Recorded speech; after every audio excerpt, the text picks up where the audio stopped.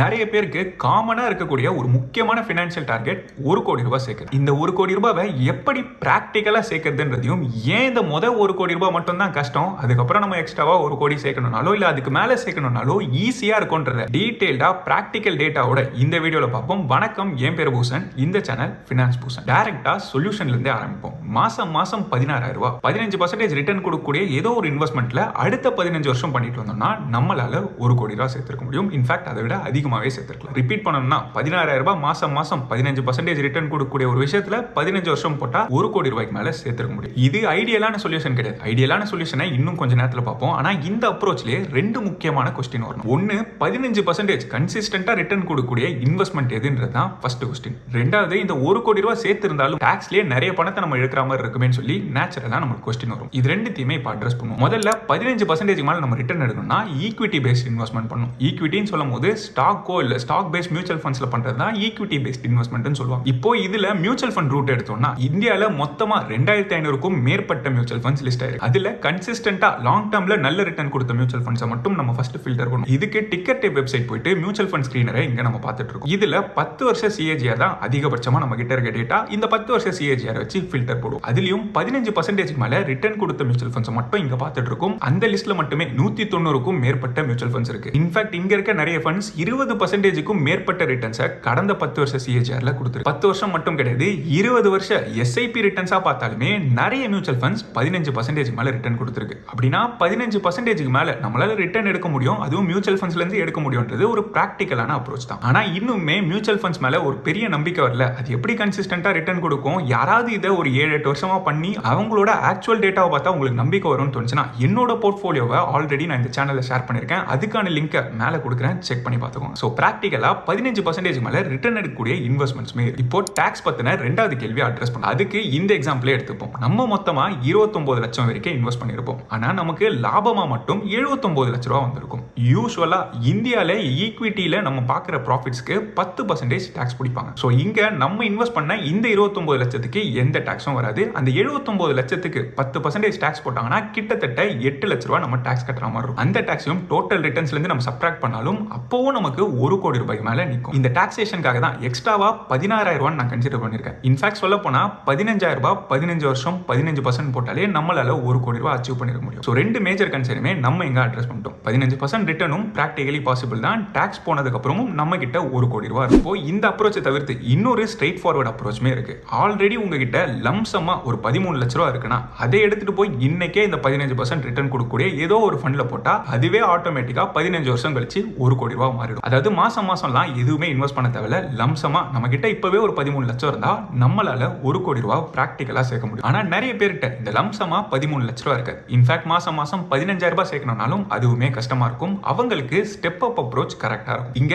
எல்லாமே சிமிலரா தான் இருக்கும். அதே 15 வருஷம், அதே 15% ரிட்டர்ன் தான். ஆனா ஆரம்பிக்கும் போது 15,000 ரூபாய் ஆரம்பிக்கிறதுக்கு பதிலா வெறும் 10,000 ரூபாயில இருந்து மாசம் இன்வெஸ்ட் பண்ண ஆரம்பிக்கும். ஒரு வருஷம் ஃபுல்லா மாசம் 10,000 ரூபாய் கட்டிக்கிட்டே வந்திருப்போம். ஆனா அடுத்த வருஷம் வரும்போது இந்த 10,000 ரூபாவை 11,000 ரூபாய் சொல்லிட்டு ஸ்டெப் அப் பண்ணிருப்போம். அதாவது ஒவ்வொரு வருஷமும் நமக்கு நம்மளோட வருமானம் உயர்ந்துட்டே வரும். நம்மளோட வருமானம் உயரத்துக்கு ஏத்த மாதிரி நம்மளோட இன்வெஸ்ட்மெண்ட்ஸையுமே 10% ஸ்டெப் அப் பண்றோம். அதாவது முதல் வருஷம் ஃபுல்லா 10,000 கட்டிட்டு வந்தோம். அடுத்த வருஷம் 11,000 கட்டிட்டே வரும். அதுக்கு அடுத்த வருஷம் 12,000 சில்ட்ரன் கட்டிட்டே வரும். இதே மாதிரி 15 வருஷம் தொடர்ந்தோம்னா நம்மளால 1 கோடி ரூபாய்க்கு மேல சேர்த்திருக்க முடியும். ஸோ மாசம் 10,000 ரூபாய் இன்வெஸ்ட் பண்ணிட்டு வந்தாலே நம்மளால 1 கோடி ரூபாய் சேர்க்க முடியும். ஆனா என்னால இந்த 10,000 ரூபாய் கூட சேர்க்க முடியாது, என்னோட வருமானம் குறைவா இருக்கு அப்படின்னு சொன்னீங்கன்னா அதை தான் முதல்ல நம்ம அட்ரஸ் பண்ற மாதிரி இருக்கும். இதுக்கு ரெண்டு ஆப்வியஸ் வழி இருக்கு. ஒன்னு, நம்மளோட வருமானத்தை உயர்த்ததுக்கு நம்ம என்ன பண்ணணும்ன்ற ஸ்டெப் எடுக்கணும். நம்மளோட ஸ்கில்ஸை இம்ப்ரூவ் பண்ணி நம்ம வேலை செய்யற இடத்துல அதிகமா சம்பாதிக்க ட்ரை பண்ணலாம். அப்படி இல்லைன்னா சைடஸ் எல்லாம் வேற ஏதாவது பண்ணி அதிக வருமானத்தை உருவாக்கி இந்த 10,000 ரூபாய் இன்வெஸ்ட் பண்றதுக்கு வழி பண்ணலாம். அப்படி இல்லைன்னா ரெண்டாவது அப்ரோச், நம்மளோட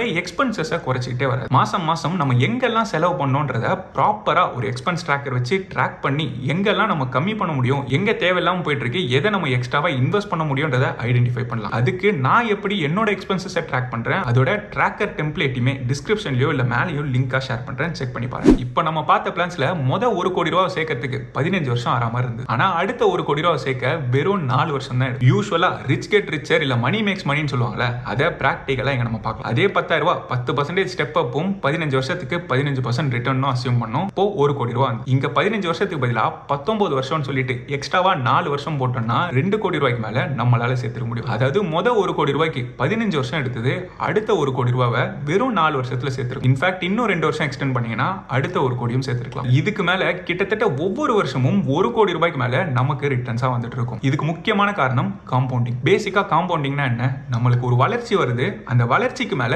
மறுபடியும் ஒரு வளர்ச்சி வருது. இதை உதாரணமா பார்க்கணும்னா உங்ககிட்ட ஒரு 1 லட்ச ரூபா இருக்கு. இதை 10% ரிட்டர்ன் கொடுக்கக்கூடிய ஏதோ ஒரு விஷயத்துல இன்வெஸ்ட் பண்ணிருக்கோம். இப்போ சிம்பிள் இன்ட்ரெஸ்ட் உதாரணம் சொல்றேன்னா இந்த 1 லட்ச ரூபா 10% வளர்ந்ததுன்னா உங்களுக்கு 10,000 ரூபாய் லாபம் வந்துடும். இந்த 10,000 ரூபாவை வித்ட்ரா பண்ணி நீங்க யூஸ் பண்ணிட்டீங்க. அப்போ மீதி உங்ககிட்ட மறுபடியும் 1 லட்ச ரூபா தான் இருக்கும். இதை அதுக்கு அடுத்த வருஷம் இன்வெஸ்ட் பண்ணி 10% வளர்ந்தாலும் அதே 10,000 ரூபாய் லாபம் வரும். அதையும் எடுத்து நீங்க யூஸ் பண்ணிட்டீங்கன்னா எப்பவுமே உங்ககிட்ட 1 லட்ச ரூபா இருக்கும். வருஷம் 10,000 ரூபாய் தான் லாபம் வந்திருக்கும். ஆனா அப்படி பண்ணாம அந்த 10,000 ரூபாயும் திருப்பி ரீஇன்வெஸ்ட் பண்ணிருந்தீங்கன்னா உங்ககிட்ட 1,10,000 ரூபாய் இருக்கும். இப்போ இதை இன்வெஸ்ட் பண்ணி 10% லாபம் வந்தா உங்களுக்கு 11,000 ரூபாய் லாபமா வந்திருக்கும். இதையும் திருப்பி ரீஇன்வெஸ்ட் பண்ணிருந்தீங்கன்னா உங்களோட லாபம் ஒவ்வொரு வருஷமும் அதிகரிச்சுக்கிட்டே போயிடும். இதை தான் காம்பவுண்டிங் சொல்லுவாங்க. அதாவது உங்களோட வளர்ச்சியை திருப்பியும் ரீஇன்வெஸ்ட் பண்ணி அதையும் வளர விட்டீங்கன்னா அதுதான் காம்பவுண்ட் இன்ட்ரெஸ்ட். ஆனா இதை அச்சீவ் பண்ணணும்னா 2 முக்கியமான விஷயம் நம்ம பண்ணி ஆகணும். ஒன்னு டிசிப்ளின்டாவும் கன்சிஸ்டன்டாவும் இருக்கணும். டிசிப்ளின்ட்னு சொல்லும் போது இன்னைக்கு இந்த இன்வெஸ்ட்மெண்ட்டை இந்த கோலுக்காக நம்ம ஆரம்பிச்சிருக்கோம். ஆனா நாளைக்கு ட்ரேடிங்கோ இல்ல வேற ஏதோ ஸ்பெகுலேட்டிவ் அசெட் கேட்டகரியோ ரொம்ப பாப்புலர் ஆகுது, அதுல நான் பார்ட்டிசிபேட் பண்றேன்னு சொல்லிட்டு இதுல இருந்து நம்ம வெளியில போயிட்டோம்னா இதை நம்மளால அச்சீவ் பண்ண முடியாது. அதாவது கன்சிஸ்டன்டா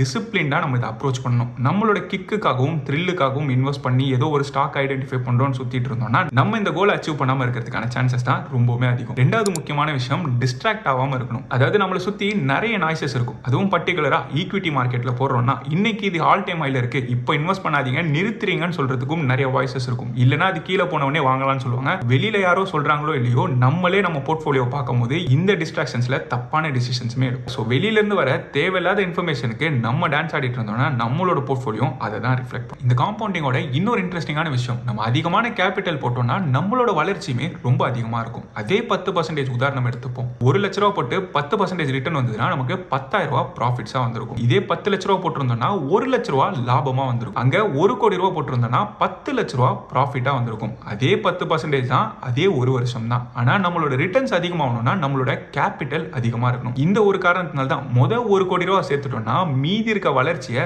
அந்த 1 கோடியை நமக்கு சம்பாரிச்சு கொடுத்துரும். இங்க டேட்டாவா பார்த்தா அந்த 1 லட்ச ரூபாய் எக்ஸாம்பிள் பார்த்தோம் இல்லையா, அதுல வருஷம் 10,000 ரூபாய் வரும்னு பார்த்திருந்தோம். அந்த 1 லட்ச ரூபாய்க்கு பதிலாக 1 கோடின்னு போட்டோம்னா வருஷமே நமக்கு 10 லட்ச ரூபாய் லாபம் வந்திருக்கும். அதுக்கு அடுத்த வருஷம் 11 லட்ச ரூபாய் லாபம் வந்திருக்கும். பக்கத்திலேயே நம்ம குமுலேட்டிவ் கெயின்ஸும் பார்த்துட்டு இருக்கோம். நம்ம இன்வெஸ்ட்மெண்டோட வளர்ச்சியும் எக்ஸ்போனென்ஷியலா மேல போயிட்டே இருக்கும். 1 கோடி ரூபாய் 15 வருஷத்துல சேர்க்கறதுக்கான பிளானை நம்ம பார்த்திருந்தாலும் இன்னைக்கு 1 கோடின்றதும் 15 வருஷம் கழிச்சு 1 கோடின்றதும் ஒரே வேல்யூல இருக்கு. அந்த 1 கோடிக்கான மதிப்பு அது இழந்திருக்கும். அது எவ்வளவு இழந்திருக்கும்ன்றது தெரிஞ்சுக்கிறதுக்கு இந்த இன்ஃப்ளேஷன் அட்ஜஸ்டட் கால்குலேட்டர் ரூலை நம்ம யூஸ் பண்ணிக்கலாம். இங்க 1 கோடி ரூபாவை 7% இன்ஃப்ளேஷன் அஸ்யூம் பண்ணி 15 வருஷம் கழிச்சு கணக்கு பண்ணோம்னா அது 36 லட்சத்துக்கு தான் சமமா இருக்கும். அதாவது இன்னைக்கு நம்மளால 36 லட்சம் கொண்டு என்னெல்லாம் பண்ண முடியுமோ அதுதான் அன்னைக்கு 1 கோடி ரூபாய் இருந்தாலும் நம்மளால பண்ண முடியும். அப்போ இன்னைய 1 கோடி ரூபாய் வேல்யூ படி அன்னைக்கு நான் எவ்வளவு சேர்த்திருக்கணும்னு கண்டுபிடிக்கணும்னா ஃபியூச்சர் வேல்யூ கால்குலேட்டரை நீங்க யூஸ் பண்ணிக்கலாம். இங்க 1 கோடி ரூபாய் 15 வருஷம் 7% இன்ஃப்ளேஷன் அஸ்யூம் பண்ணா 2 கோடியே 75 லட்ச ரூபாய் வந்திருக்கும். அதாவது 15 வருஷம் கழிச்சு 2 கோடியே 75 லட்ச ரூபாய் சேர்த்திருந்தாதான் இன்னைக்கு நம்மளால 1 கோடிக்கு என்னெல்லாம் பண்ண முடியுமோ அதை நம்மளால அன்னைக்கு பண்ண முடியும். இந்த 2.25 கோடி சேர்க்கணும்னாலும் 1 கோடியை நம்ம அச்சீவ் பண்ணி தான் ஆகணும். அந்த